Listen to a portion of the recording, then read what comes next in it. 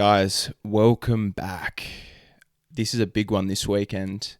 UFC 307, the return of, in my humble opinion, the most exciting, I'd say, combat athlete in the world right now, let alone just in MMA, the UFC. Alex Pereira, the king, is back. Before we dive into the main event and break down some of the X's and O's, whatever you think about this fight, whether or not it should be happening, etc., let's just take a moment to appreciate exactly what Alex Pereira, Poatan, is doing right now. The guy is on an absolute tear through two weight divisions. Let's not forget this guy was a double champion in Glory, the best kickboxing organization the world has to offer.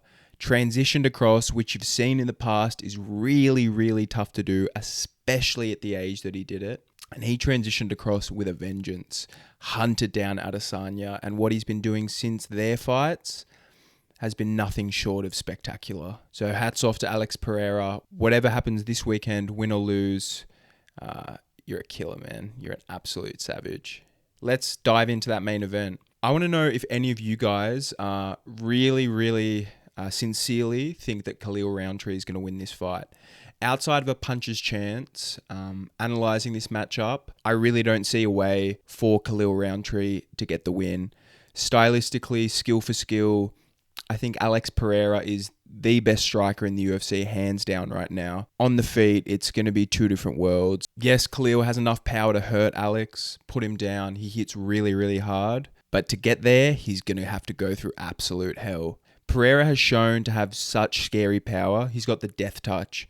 His left hook is an absolute thing of beauty.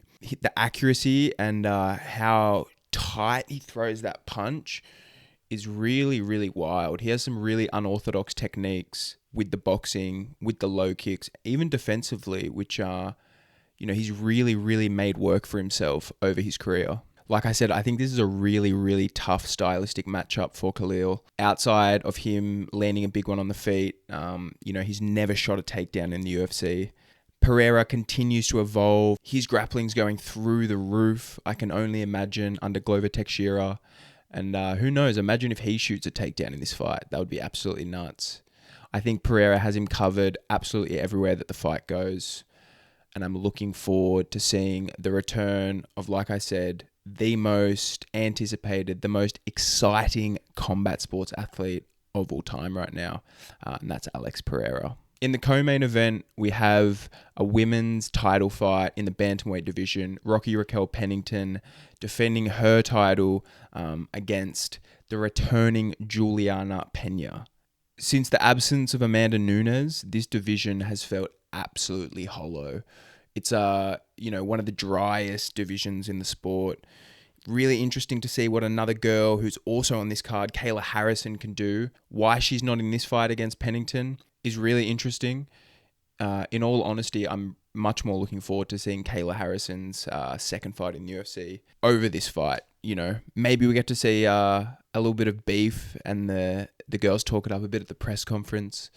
That always makes a bit more exciting, adds a bit of weight to the contest because, in all honesty, there's not much going into this one for me. The return of another legend, another Brazilian legend, Jose Aldo. This guy, what can you say about Jose Aldo? Someone who is so deep into his career. He's just returning to the UFC after a couple of years off.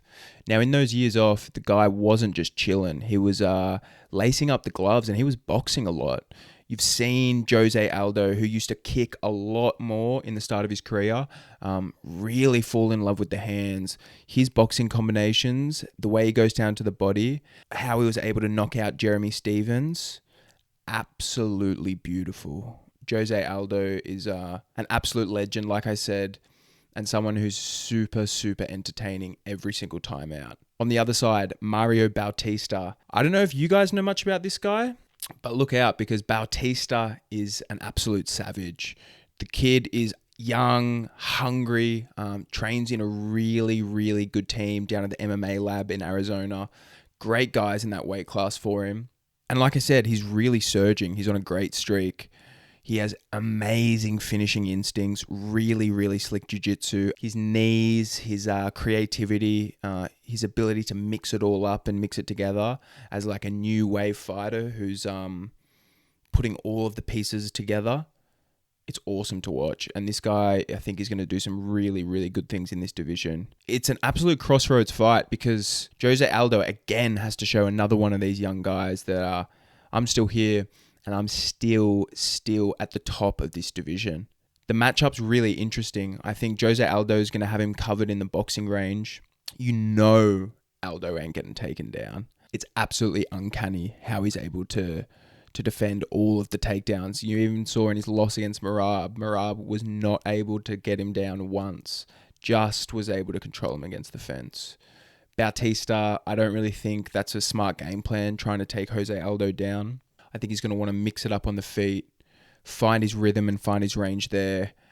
But I think the old veteran, the old dog, is still got a lot to say. The clash of styles, I think Jose Aldo more with the boxing. We'll see how much he's kicking because he's really slowed down on the kicks as of late. That mixing up with the tenacity, the hunger of Bautista, this is going to be a really, really good fight. Kevin Holland is an absolute madman. He's on the card as well. He's back. He was supposed to be taking on Chris Curtis in a fight which would have been a lot of fun. Those guys would have talked so much shit to each other in there, and it would have been a really, really fun one for the fans. The new matchup, Roman Dolidze coming in on short notice. I think stylistically, it's a bit more of a tough matchup for Kevin Holland, and I think it's a bit tougher for the fans too. Although Dolidze is pretty wild and does like to throw on the feet, his number one strength and number one path to victory, especially in this fight, is going to want to take Kevin Holland down and control him. On the other side, Kevin Holland, you talk about unique ability. The guy has it all. One of the most unique fighters there is, absolutely flowing in there. Finds strikes from really weird angles. Jacare, he knocked him out off his back from guard. He's had a really, really interesting UFC career and he's beat some great guys. Kevin Holland, as wacky and weird as he is sometimes out there, the guy can really fight. And he's beat, like I said, some really, really top-level fighters. In this contest, how much has Dolidze had the ability to train?